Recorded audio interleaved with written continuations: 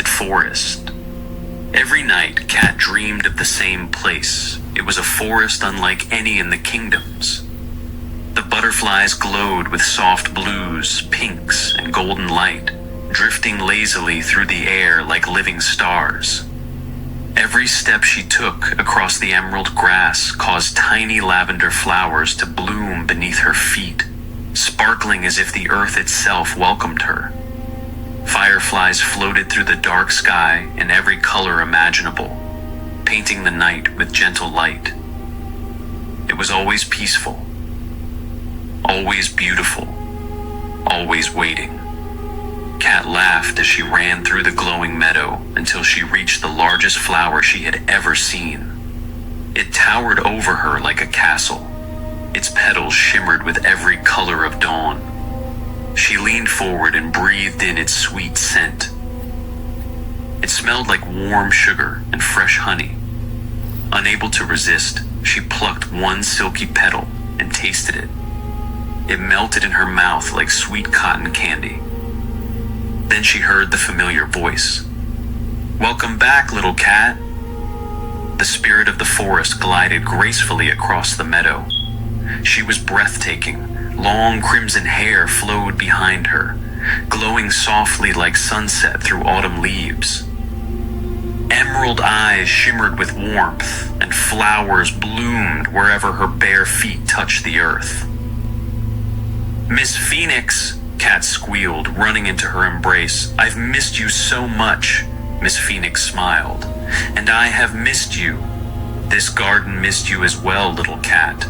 There is no sickness here. No monsters, no hunger, no death. Only beauty.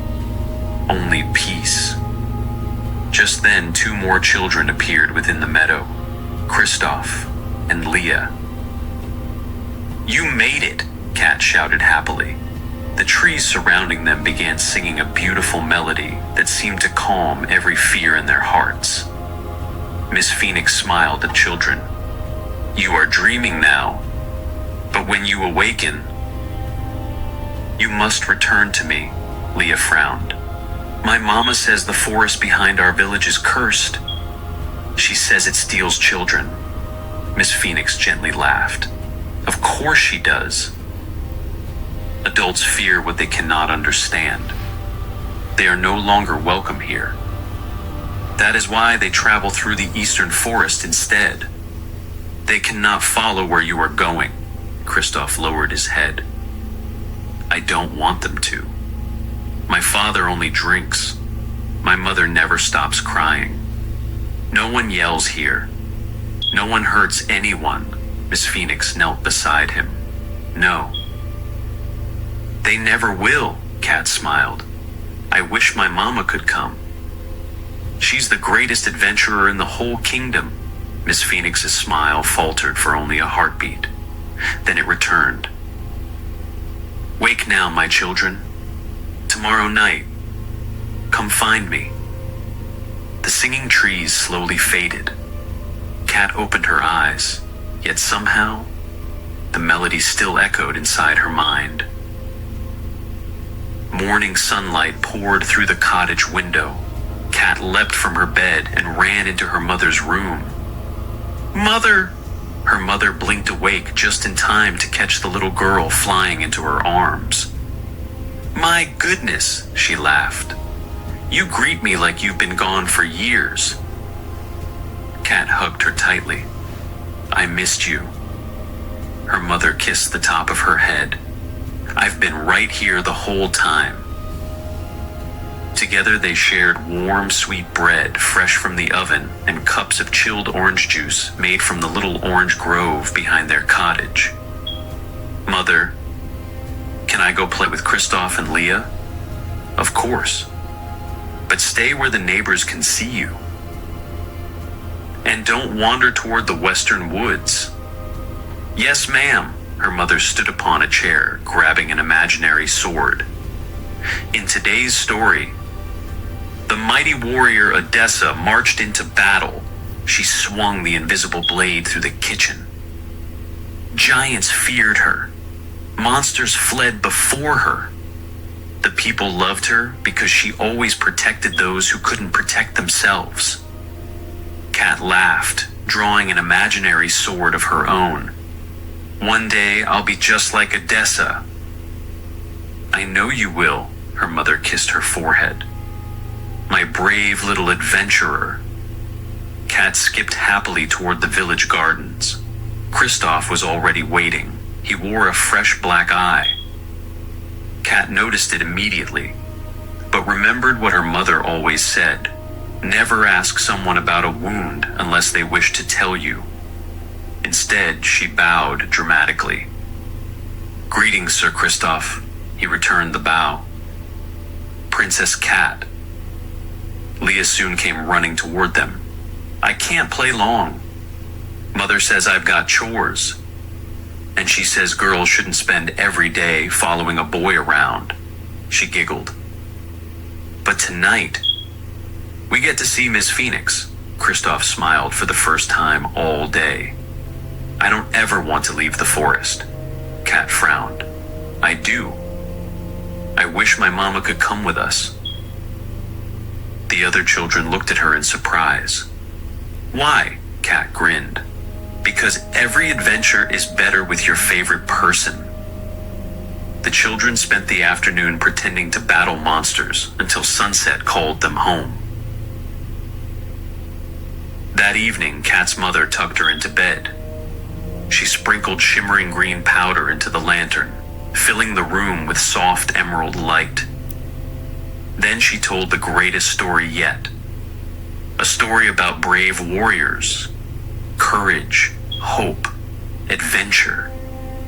By the time it ended, Cat could barely keep her eyes open. Her mother kissed her forehead. "May adventure follow you into your dreams." "I love you." "I love you too, Mother." The bedroom door gently closed. Cat waited. 1 minute, 5 minutes, 10. Finally, the cottage became silent. She slipped from bed, quietly dressed herself, and climbed through the window. Kristoff and Leah already waited beneath the old oak tree. Together, the three children walked toward the western forest. The closer they came, the quieter the world became. No birds, no insects, no wind. "This wasn't in my dream," Cat whispered. Still, adventure waited ahead, so they stepped beneath the trees. The moment Cat's foot touched the moss, reality changed. The glowing lavender grass blackened beneath her feet. The sweet smell of flowers became the stench of rotting flesh. The cheerful melody of the trees slowed until it sounded like hundreds of people whispering through broken teeth. Cat slowly turned. The trees were smiling, not with bark, with mouths. Hundreds of crooked yellow teeth pushed through the trunks. Dark sap dripped between them like blood. The butterflies burst from the branches. Only now Cat saw the truth. Their wings weren't delicate. They were razor thin. One brushed across Kristoff's cheek. A thin red line opened across his face. Another landed on Leah's arm. It sliced her skin before fluttering away. The children screamed, "Run!" They spun toward the path they had entered. It was gone. Only endless forest remained.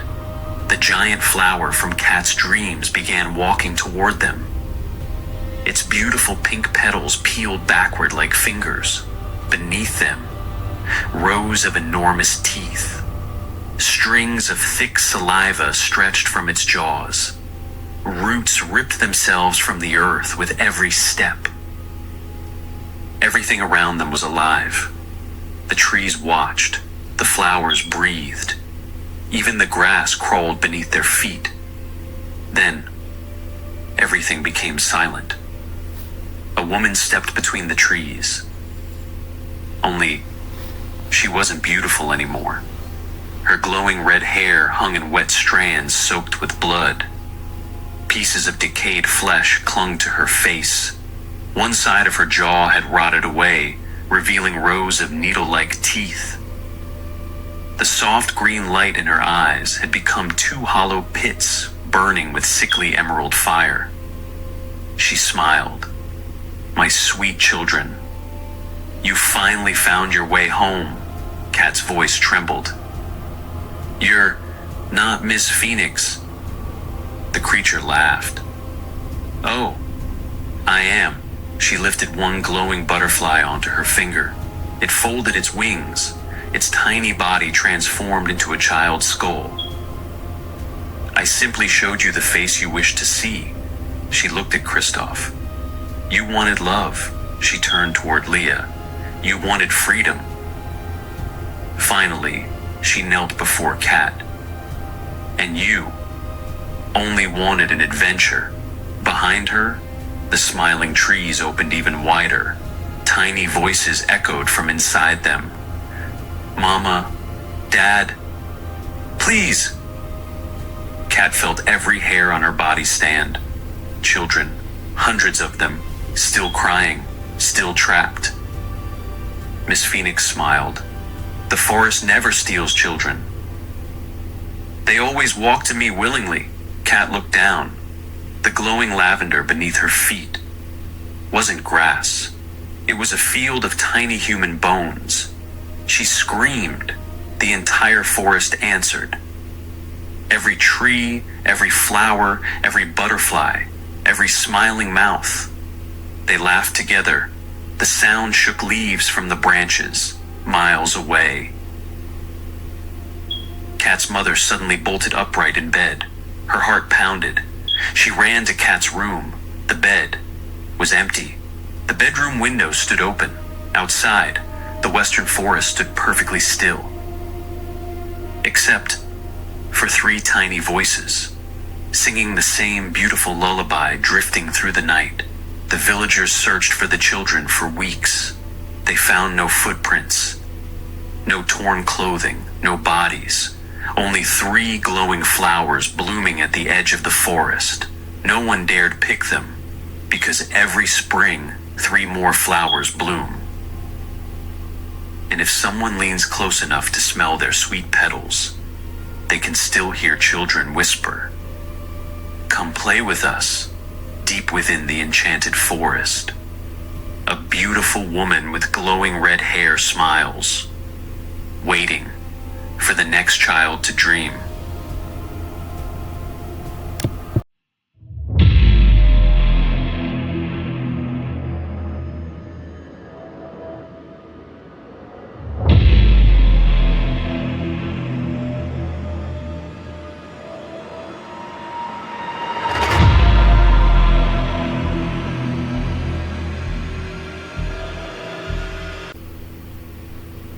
The Witch Who Came While They Slept. For nearly 40 years, the village of Ashbrook had lived beneath a curse. Every season, children were born. Every season, nearly half of them died before they reached their third month. No fever, no sickness, no wounds. The infants simply went to sleep and never opened their eyes again. Physicians searched for answers. Priests blessed every cradle. Midwives burned herbs beneath the windows and hung iron above every doorway, believing evil spirits feared cold iron. Parents stopped decorating nurseries. Blankets were removed from cradles. Toys were hidden away. Every mother or father slept beside their child. No one dared leave a newborn alone. Julian understood why. 2 months earlier, his wife Isabella had died bringing their son, Luke, into the world. Now Luke was all he had left. Every night Julian sat awake beside the cradle with his sword resting across his knees. If death wanted his son, it would have to come through him first. One stormy night, exhaustion finally claimed him. His head lowered for only a moment. The bedroom door creaked open. Julian's eyes snapped toward the sound. An old woman stepped inside. Her body looked twisted, as though every bone had healed the wrong way. One eye bulged so far from its socket, it seemed ready to fall onto the floor. Long strands of gray hair dragged behind her like spider webs. She smiled. Julian tried to stand. Nothing happened. His fingers wouldn't move. His legs refused to obey. Even his breathing became shallow, as though invisible hands pressed against his chest. She wasn't making him sleep. She was making him watch. The witch drifted toward Luke's cradle. Every desperate scream remained trapped inside Julian's throat. Just as her crooked fingers reached for the child, another woman burst through the back door. Marge! It was the mother who had buried her own infant only a week before. The witch slowly turned her head. For the first time, she looked surprised. Then she vanished like smoke carried away by the wind. The crushing weight disappeared instantly. Julian lurched forward, gasping for air. Marge, how did you get inside? I've been watching. She tightened her grip on the woodcutter's axe in her hands. I saw her slip through your back door, Julian stared. Then she isn't some spirit, Marge shook her head.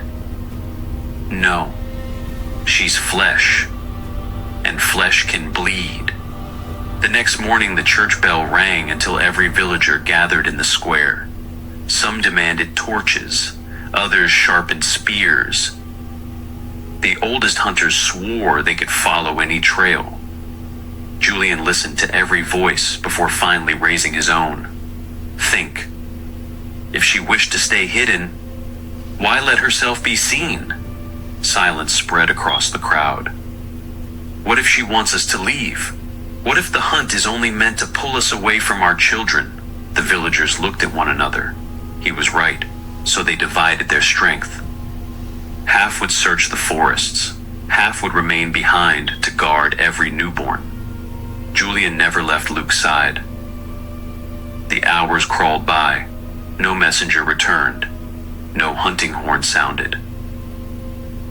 As sunset faded into darkness, the silence became unbearable. Then, someone whispered, "There."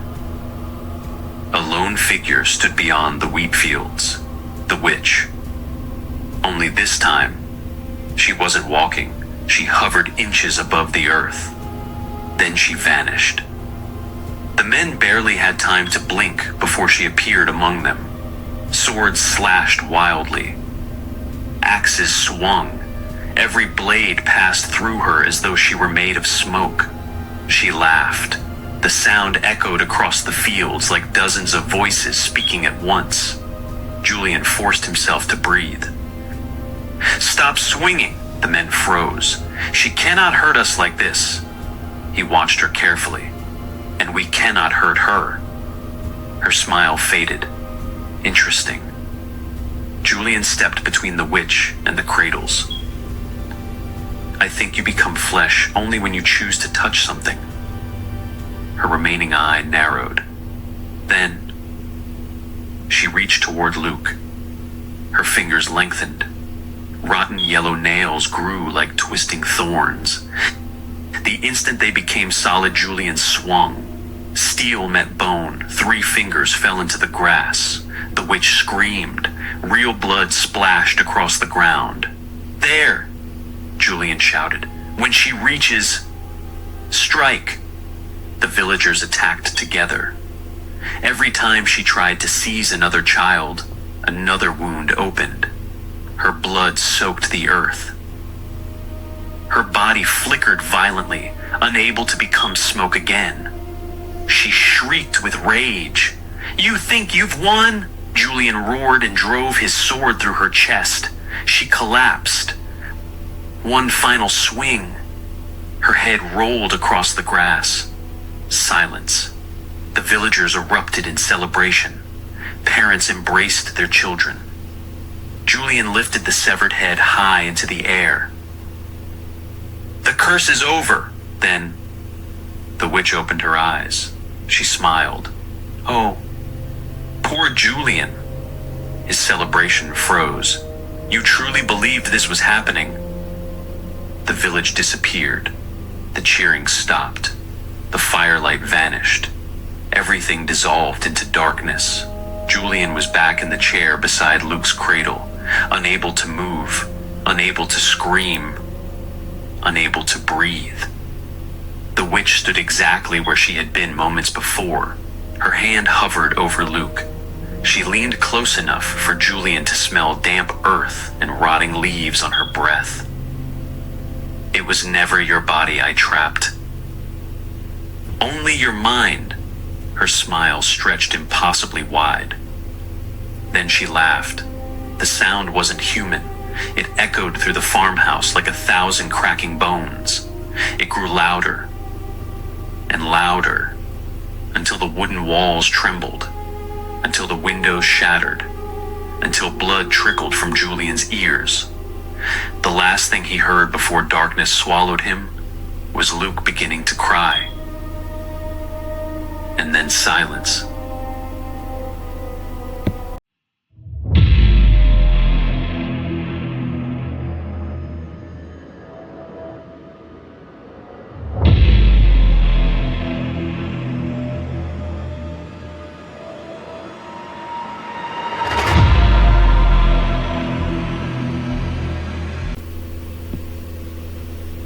The blacksmith's favor. The village of Thorn Hollow was built around one thing: steel. Every family owned a sword. Every child learned to swing one before they learned to read. The forests surrounding the village crawled with creatures that hunted without mercy. They did not care whether their prey was a farmer, a knight, or a little girl gathering berries. Only good steel kept people alive. For generations, no blacksmith had been more respected than Aldrin. His blades had protected the village for nearly 30 years. Then one morning, he collapsed over his forge. The fire continued burning, but the strongest man in Thorn Hollow never stood again. His 16-year-old son, Burin, buried him 3 days later. As the eldest of 5 sisters, Burin inherited more than a forge. He inherited every mouth in the house. His mother stitched clothing late into every night until her fingers bled. But cloth alone could not feed 7 people. The forge had to survive. Only no one trusted a boy to make the sword that might save their life. Customers slowly disappeared. Most crossed the village to visit an elderly woman whose enchanted weapons never dulled. Her strange herbs and whispered spells had earned more faith than Burin's hammer ever could. The poison in her blades were known to be extremely fatal. Each empty day made the forge colder. One evening, while carrying bread and flour home from the market, Burin noticed a traveler waiting beside the road. His black hair hung nearly to his waist. His clothes carried no dust despite miles of travel. His boots made no sound against the stones. "Looking for something, young blacksmith?" the stranger asked. "If it isn't a way to improve my blades." "I'm not interested," the traveler smiled. "As luck would have it, that's exactly what I'm selling." From a weathered leather sack, he produced a small violet gemstone, no larger than a thumbnail. He placed it into the pommel of a dagger. Without warning, he threw the dagger toward the trees. It vanished. A heartbeat later, it rested in his hand once again. "Sorcery," Burin spat. The traveler chuckled. "Perhaps. How would it sound to forge a blade that never dulled, broke, or got lost?" "Sounds like sorcery," Burin said, cautious. "Do you carry a blade?" Burin handed him his own work. The traveler pressed the crystal into the steel. The gemstone melted into the metal without heat, without smoke, without leaving a seam. Burin frowned. He hurled the knife as hard as he could toward a boulder. It disappeared, then struck his palm as though it had never left. Confused, He grabbed his forging hammer and smashed the blade with all his strength. The hammer exploded into splinters. The knife remained flawless. His heart raced. How much? The traveler shrugged. No gold, no silver. I simply ask for a favor. A favor? Burin laughed. I'll owe you 10 if I have to. The traveler smiled wider than before. I'll remember that. He handed Burin the entire sack. As Burin hurried home, he looked back only once. The traveler was gone, not walking away, simply gone. Business exploded. Every sword Burin forged became legendary. Knights rode from neighboring kingdoms to purchase his work. Hunters claimed monsters could never disarm them. Even kings requested blades bearing Burin's mark. Within a few years, the poor blacksmith's family lived inside a grand stone home overlooking the royal district. His sisters wanted for nothing. His mother never worked another day. Burin believed he'd outsmarted fate, until the first visitor came. It was a little boy, no older than 10. His clothes were soaked in dried blood. His neck hung at an impossible angle. He stood silently across the street, watching. Burin called to him. The boy never answered. The moment Burin blinked, the child stood only a few feet closer. That night, the same boy waited outside the forge. The following morning, he was standing beside Burin's bed. He never moved. He never spoke. He only stared. 3 days later, the boy was gone. In his place stood a knight. His armor had been split cleanly in two by one of Burin's own swords. His empty eyes followed Burin wherever he walked. Then came another, a woman. Then another, a hunter. Then 5. Then 10. Every person ever killed by one of Burin's enchanted blades began appearing around him. None of them attacked, not yet. They simply watched. When Burin ate, they stood behind his chair. When he forged steel, they surrounded the anvil. When he slept, they crowded around his bed in complete silence. Weeks became months. The spirits multiplied. Soon there were hundreds. They filled roads, stood motionless in forests, lined rooftops. Every reflection showed another face behind him. No one else could see them. People began whispering that the famous blacksmith had lost his mind. He stopped sleeping.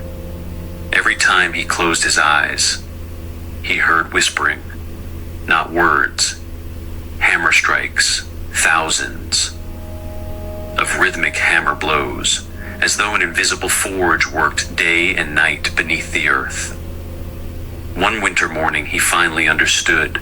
Every soul staring at him had been slain by a weapon he created. Every enchanted sword had carried a price, not paid in gold, paid in lives. Terrified, Burin fled into the mountains. He built a forge inside a cave and embedded the remaining violet gemstones into every wall, believing the magic would protect him. For the first time in months, the spirits disappeared. He smiled. Then, one gemstone cracked, another. Thin black smoke seeped from every crystal. The cave became silent, too silent. The first spirit stepped through the wall, then another. Hundreds poured from the stone itself. Their hatred filled the cave like freezing water. The traveler appeared behind them. His smile hadn't changed. You promised me favors. The spirits spoke together. Their voices echoed like metal dragged across stone.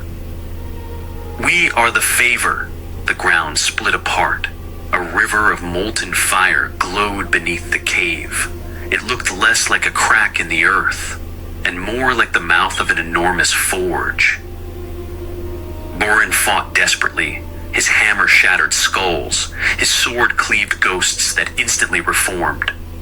For every spirit he escaped, 10 more seized him. Cold hands wrapped around his arms, his legs, his throat, dragging him toward the fire. No, you never told me that this is the favor that you were seeking. The traveler tilted his head. You never even thought to ask. The spirits pulled Burin to the edge. The flames reflected in every empty eye as he disappeared into the endless forge. The traveler picked up Burin's hammer. He smiled.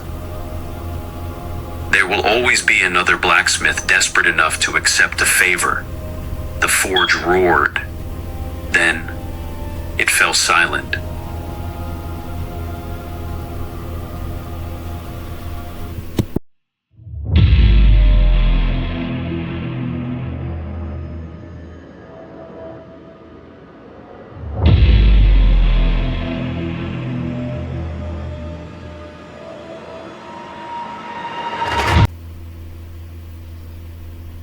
The giant in the black cloak. The smell of fresh bread drifted through the small timber farmhouse as Arya pulled another loaf from the stone oven. She smiled to herself, setting it beside the iron pot, where fish stew simmered slowly over the crackling hearth. It wasn't a feast fit for a king, but to her family, it was more than enough. Their little farm rested alone in a wide valley, surrounded by thick forests and rolling hills. The nearest village was nearly 2 days away by horse. They had a vegetable garden, a small chicken coop, and a clear pond behind the house that never failed to provide fish.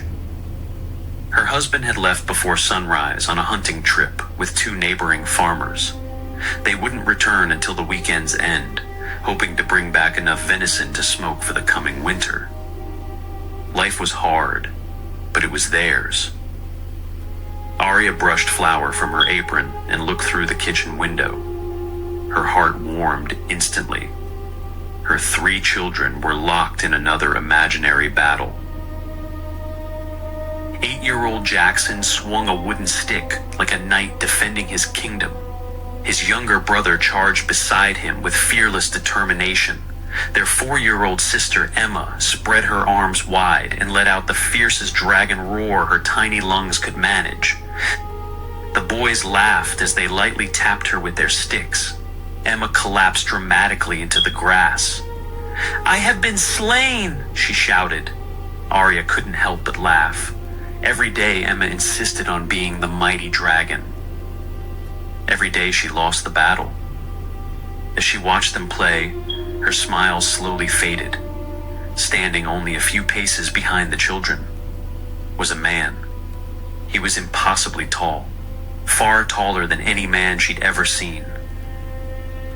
His body disappeared beneath a long black cloak that brushed the ground. His face remained hidden behind the shadow of his hood. He wasn't moving. He was simply watching. A chill crawled down Arya's spine.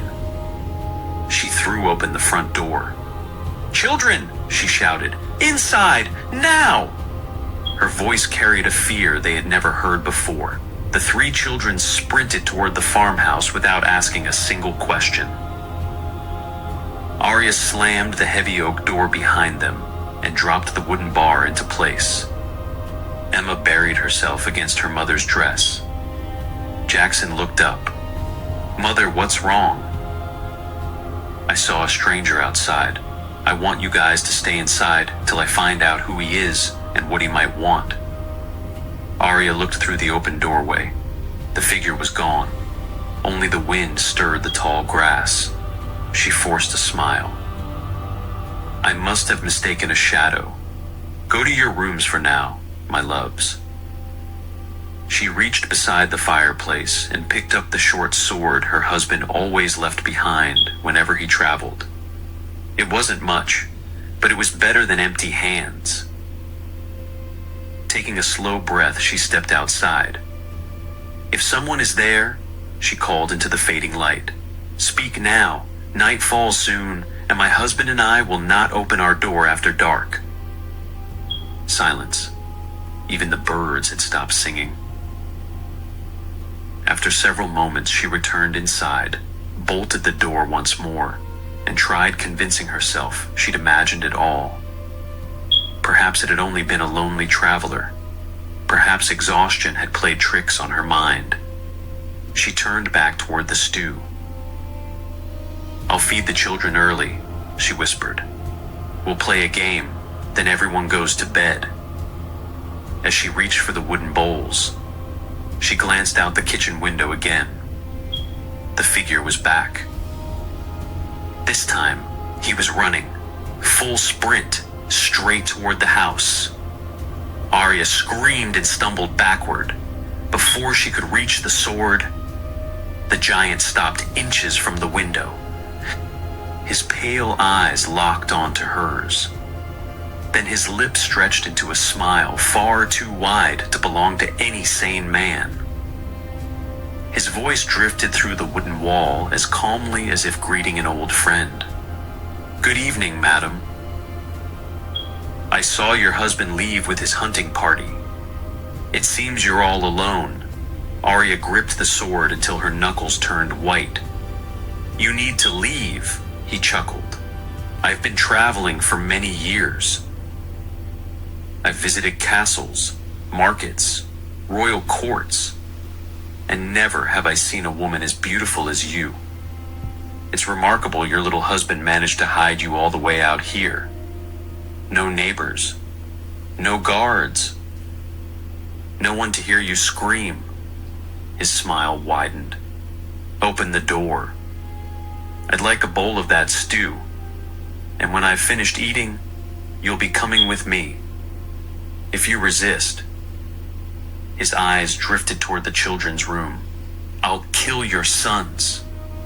And perhaps, when your little girl grows older, she'll make a fine wife as well."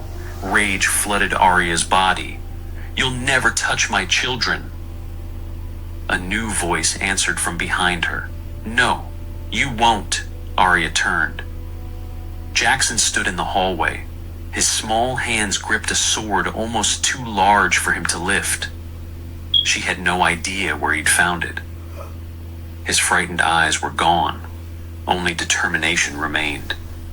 "Jackson," she whispered, "go protect your brother and sister." He never looked away from the giant. "No, mother.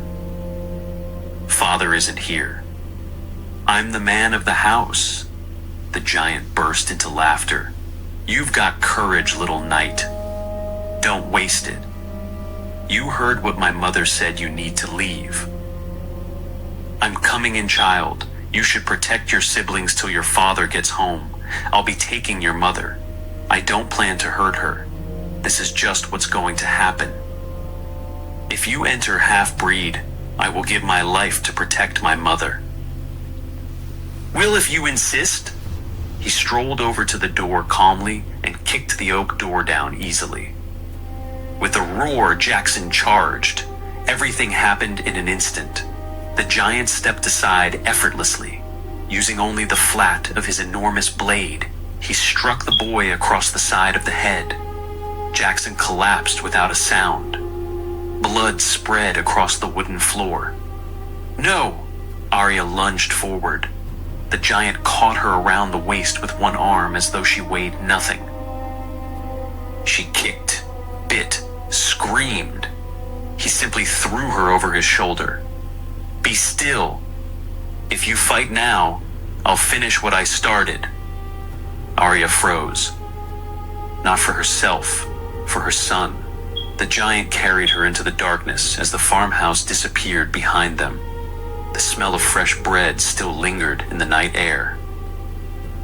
Hours later, Jackson opened his eyes. Pain exploded through his skull. The fire had nearly burned out. The house was silent. "Mama?" No answer.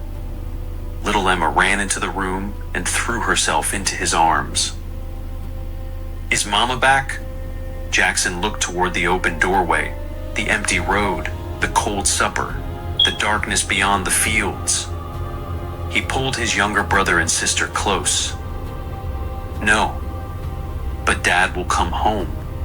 He lifted and barred the door with heavy timber, fed the fire, split the last loaf of bread between them, and sat awake until sunrise with his mother's sword resting across his knees. Every sound outside made him tighten his grip. 2 days later, his father returned. He listened without speaking as Jackson told him everything. When the story ended, Jackson expected him to saddle his horse and ride after the giant. Instead, his father knelt before him. "You stood between evil and your family." Jackson looked at the floor. "I failed." His father placed both hands on his shoulders. "No. You survived. If I leave now, your brother and sister lose both parents." The words stayed with Jackson forever. The next night, Jackson ran away, looking for his mother. He became a traveler. Years passed. The frightened little boy became one of the greatest swordsmen the kingdoms had ever known. He trained beneath knights, hunted with rangers, learned from mercenaries, defeated champions. People eventually stopped calling him Jackson. They called him the Giant Slayer, not because he had slain one, because everyone knew he was searching for one. Travelers still whispered of a towering man wearing a black plague doctor's cloak who wandered lonely roads, murdering and assaulting women in their homes, murdering not only the women but their entire family alongside them. Whenever Jackson heard another rumor, he saddled his horse, picked up his sword, and continued the hunt, somewhere beyond the forests. The giant smiled whenever he heard the name. He had been waiting for the boy to become a man. The next time they met, only one of them would leave alive. To Bad, the giant knew how much his beloved wife loved her son.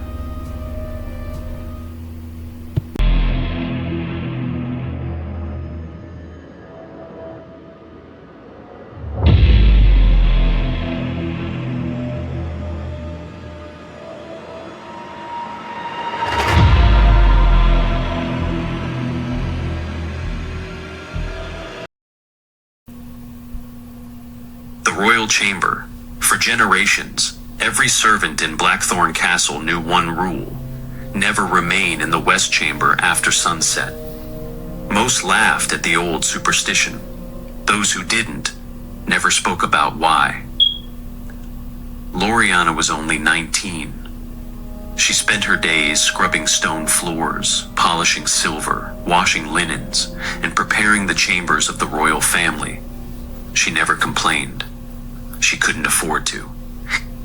Hidden beneath her plain servant's dress was a secret no one in the castle could ever discover. She was carrying a child. The baby's father was Danny, one of the king's castle guards. Cruel, possessive. A man who believed she belonged to him. Loriana dreamed of saving enough coins to flee before anyone discovered her pregnancy. She didn't care where she ended up, as long as her child was born somewhere safe.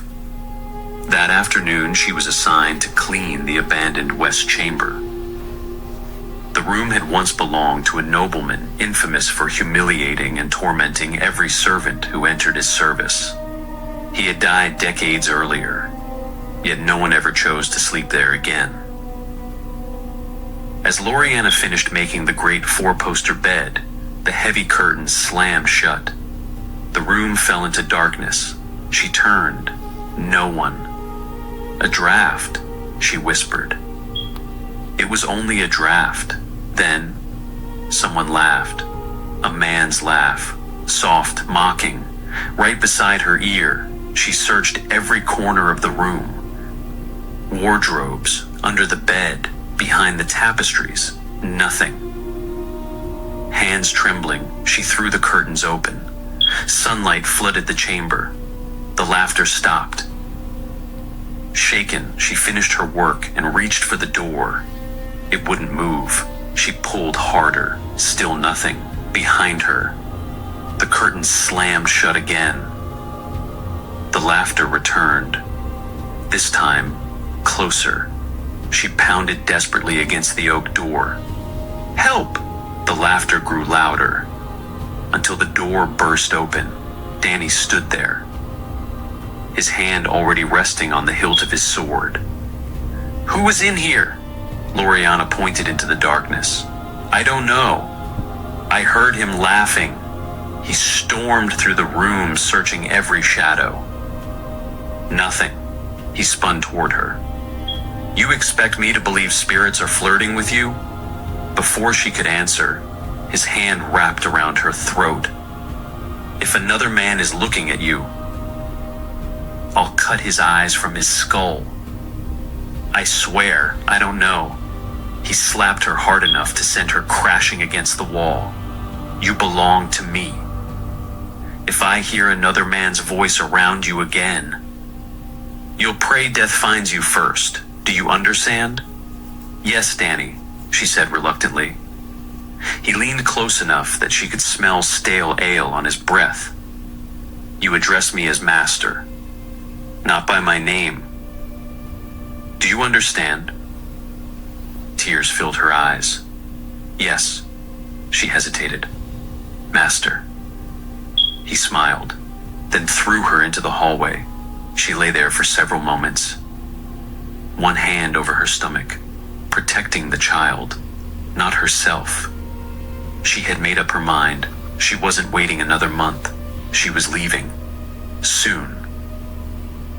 Very soon. Still trembling, she reported everything to the head housekeeper. The older woman laughed. "The West Chamber? Oh, child, you've listened to too many kitchen stories. I left my supplies upstairs. Then go fetch them. I don't want to. I value my life more than a bucket and a broom." The housekeeper's smile vanished. "And where exactly will you go?" "Outside these walls, you're a pretty young servant with no husband. You'll be sold. Used." Loriana lowered her head. She needed more money. Just a few more weeks. "I'll get my things." Dusk settled over the castle. The West Chamber stood waiting. She stepped inside. Her lantern sat across the room beside her scattered cleaning supplies. The instant she crossed the doorway, the door slammed shut. The curtain snapped closed. Darkness swallowed everything. Her lantern flickered to life. The laughter began immediately. "So, you came back," the voice sounded pleased. "I thought survival would have made you wiser." Loriana ignored it. She gathered her bucket, her broom, her cloths. Then something invisible slammed into her. She crashed backward onto the bed. The wooden frame exploded apart. Splinters erupted upward like spears, pinning her dress and arms to the mattress. She screamed. "You ignore me?" the unseen voice hissed. "That is terribly rude." The bed sheets wrapped themselves around her arms, then her legs, then her mouth. Layer after layer tightened until she could barely breathe. The room grew colder. A transparent figure slowly appeared above her. A handsome nobleman, rotting beneath his fine clothes.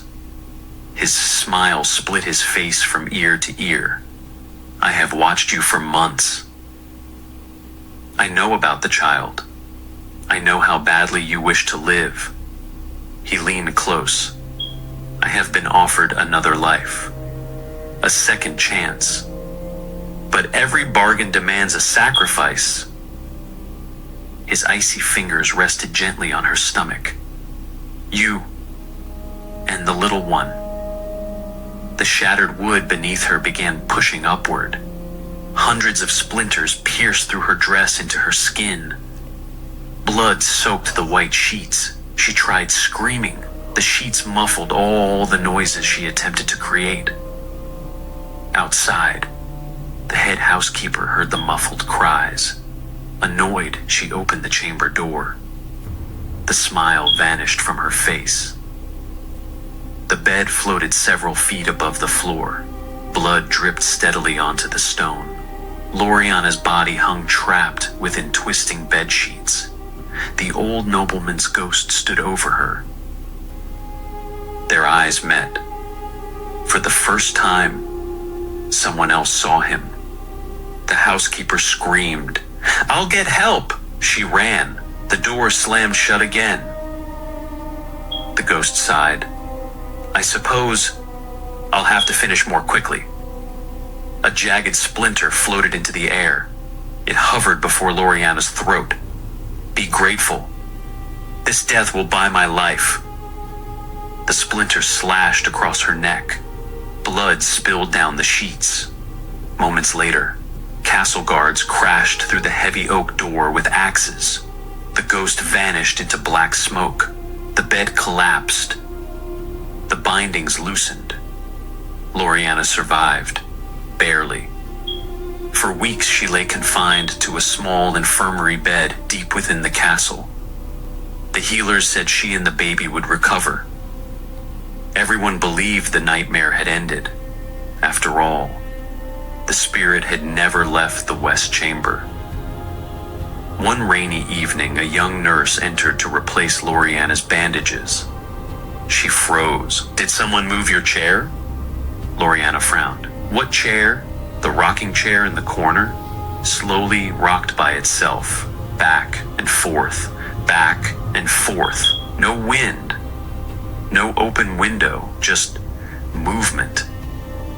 Then came the laughter, soft, mocking, right beside Loriana's ear. The nurse turned toward the sound. No one was there. Loriana's blood ran cold. The room wasn't haunted. She was. The spirit no longer needed the West Chamber. It had followed its sacrifice. The last thing the nurse heard before the lantern went out was a man whispering through the darkness, "You can't run forever." Then the laughter echoed through the infirmary. And every patient lying awake that night swore they heard 2 heartbeats, until one suddenly stopped.